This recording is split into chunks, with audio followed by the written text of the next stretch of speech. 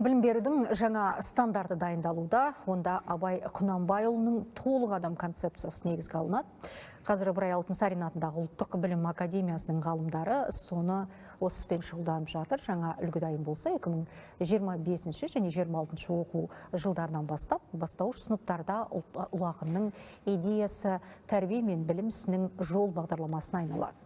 Бұл жайлы Астанада өткен оқу ағарту және ғылым және білім жоғары министрлігінің кеңейтілген отырысында айтылды. Білім мен тәрбиені ұштастыру бағытында ұлы Абайдың толық адам концепциясы негізінде дайындалып жатыр. Бұл не деген сөз? Абай меңзеген тәрбие құндылықтары адалдық, шындық, еңбекқорлық, жылы жүрек, ыстық қайрат, осылардың барлығы енді әр пәнде тәрбиелік компонентті құрайтын болады.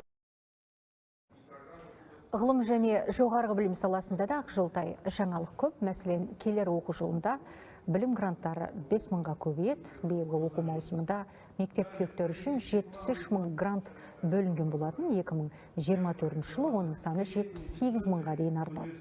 Сондай-ақ барлық шәкіртақы түрлерінің 15-20%-ға дейін өсу жоспарланып отыр.